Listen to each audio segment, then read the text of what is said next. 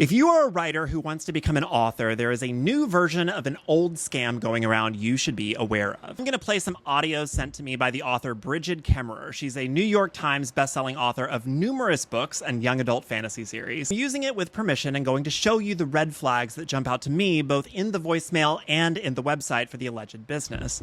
For the sake of time, I'm not going to play the full voicemail because it is 2 minutes long and this is going to be a long video, just heads up. But instead, I'm going to play the first chunk of it. Hello, Bridget Kemmerer. This is Steph Roberts, a book and film literary agent from Aspire Literary Agency. I am calling since your contact details was added by my team that you may be looking for a literary agent to help you in representing your book to traditional publishing houses or film industries that might be fit for my representation. I am looking for fresh titles and materials for initial assessment just to check if they are in line with my representation focus or meet the criteria for potential representation. My team of literary scouts mentioned that you may have completed a manuscript or are in the process of finalizing a book project that you believe may be a good fit for my representation, then I would be thrilled to review your work. Red flag number 1 is the voicemail itself. The person identifies herself as Steph Roberts and says she was provided Bridget's information by someone on her team and also says that she was informed that Bridget has either just completed or is about to complete a manuscript. She then says she wants to see if this manuscript is a good fit to represent to traditional publishers or film industries. Note the rather odd phrasing there. This is a red flag because literary agents do not cold call people. Literally, they never cold call someone on the phone with this kind of language. There is a possibility that an agent could reach out to you by referral, but you will always be aware that's happening. There is also the possibility that a legit agent could, say, find you on social media and be very interested in representing you, but that conversation would take place via email or DM. They would know who you are and know your work. This Steph person has no idea who Bridget is. Another red flag is the website for Aspire. There are actually a lot of red flags here. First off, before looking at any words on the page, let's look at what we are seeing. The background image used is one of books on shelves. If we look closer, we can see that there are books by Debbie Maycomer, Malala Yousafzai, Cheryl Strayed, and even branded books like The Simpsons and Doctor Who. This immediately gives us a sense that this agency represents big names without ever actually saying those words. It's telling you, hey, you know those people, you like those people, you want your book on a shelf next to those people, work with us and we can make it happen. The only problem is Debbie Maycomer's literary agent is Teresa Park, who founded Park and Fine. Malala's literary agent works for the Good Literary Agency, and Cheryl Strayed's literary agent is Janet Silver, who works for this company. None of these authors of these books had anything to do with this company at all.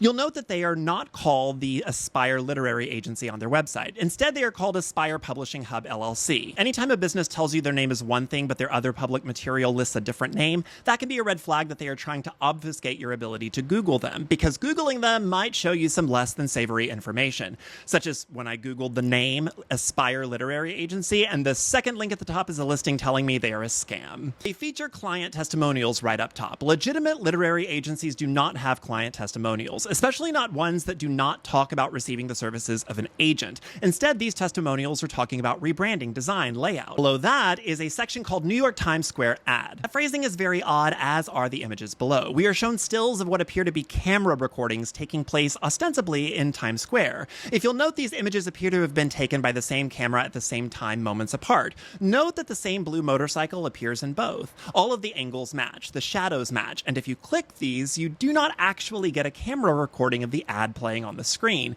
Instead, you get the video itself, which appears to have been made with a Canva template. Down at the bottom of the page, you'll find a list called Our Partners. A common red flag is to have a less than legitimate business position themselves alongside other legitimate, recognizable businesses to get you to make a connection they imply but don't directly state. What stands out to me most about this is that these are just JPEG images. If you click, say, Publishers Weekly, I'm not taken to a web page of all the reviews of their authors' books that have appeared there. I'm not taken anywhere because this is just a collection of images. The same is true below. These are supposed to be links to the business's social media pages, but they are just JPEG images. There is no Facebook link, no YouTube page. But the biggest red flag flag of all is that there is absolutely nothing here telling me that this is a literary agency. In fact, here at the bottom are listings for two services offered: publishing and marketing. If you'll remember, the call told me Jeff Roberts would be representing my manuscript to traditional publishers and film industries. But so far, all I've been presented with is a website that has the option to give them money. Their About page reads like it was written by ChatGPT and features a photo that I'm sure they hope we believe is where their agency is located. However, no address is given, and the image itself is of a building that appears on other dubious websites. Like here, it's used as a generic office building for a website called Investing News Network, and it's the generic office building used on this Korean website selling glass. A tiny bit more digging tells us that this building is an image you can get from a website called FreePic. My very limited search led me to believe this image is either partially AI generated or a very heavily edited photo of 340 Randolph Street in Chicago. If I go to their agents page and scroll down, I do find a listing for Steph Roberts, but I also notice that each of these bios is missing some key things that other literary agency websites have. There are no photos of the agents. The bios are generic. They don't list interests, accomplishments, past books sold, or a general overview of what kind of books and authors they'd like to represent. Then you get to the testimonials page. Now, I was conflicted about including this part because it includes the real names of people who were taken in by this company, and I don't want this video getting back to them and making them feel stupid for not seeing the red flags. Suffice to say, the books listed and testimonials given are an indication to anyone who is even remotely familiar with publishing that this is not the business it claims to be. Many of the testimonials are clips from customer service calls. Some of the authors appear to be confused, and in almost every single instance, these authors appear to be people who self-published many years ago but paid Aspire to revamp their book.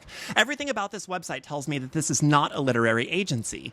Instead, it is a predatory vanity press. Now, before I go any further, I need to define some terms. In the world of publishing, you have traditional publishing, independent publishing, and self-publishing. Traditional publishing typically refers to major publishing companies as well as their imprints. Simon & Schuster, Hachette, Penguin Random House are examples of traditional publishers. Independent publishers are smaller presses who are oftentimes focused on either a single genre or limited scope of genres. Copper Canyon is an example of an independent publisher focusing on poetry. Then you have the world of self-publishing, which is where the author acts as their own publisher. They write, edit, format, design, and publish the book all on their own, or they pay to hire people to do those things for them and publish the book themselves. Sometimes self-published authors will pay for an LLC and publish through it as a way to avoid some of the stigma attached to self-publishing. In the internet age, these terms have been confused and co-opted in recent years as more and more avenues to self-publish and market books have been created. So in some circles, any type of publisher offering a publishing contract that has an advance on royalties and covers the cost of production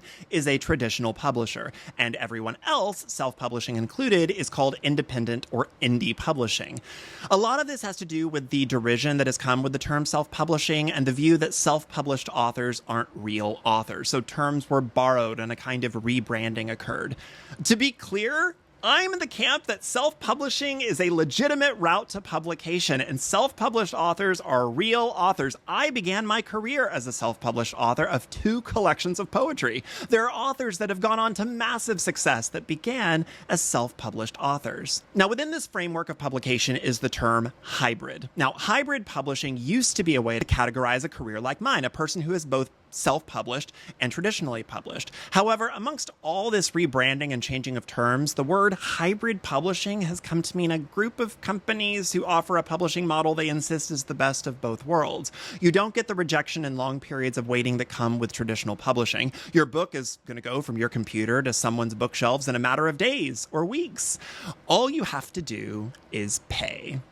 Because, see, hybrid publishing is actually what is known as a vanity press. It's self-publishing where you incur all the costs, but this company will slap the name of their LLC on it so it doesn't say independently published on the listing. Sometimes these companies, like Aspire, might help you design a cover or even format the book's interior matter. They may even offer developmental or copy editing services. Again, all for a fee. You do end up with a book, but you enter your pub date hundreds, sometimes thousands of dollars in deficit that, statistically speaking, you are never likely to make back. Traditional or independent publishing, let's just call it mainstream for the sake of a unified term, the publisher bears all the risk and all the cost. They're paying for editing, formatting, design, printing, shipping, and shelf space at major retailers. If the book is slow to sell or doesn't sell through its print run, the publisher is the one taking the financial loss, not the author. The author is never going to have to return in advance because a book failed to sell. They may not ever make a penny in royalties, but they don't owe anyone money. Why is this important?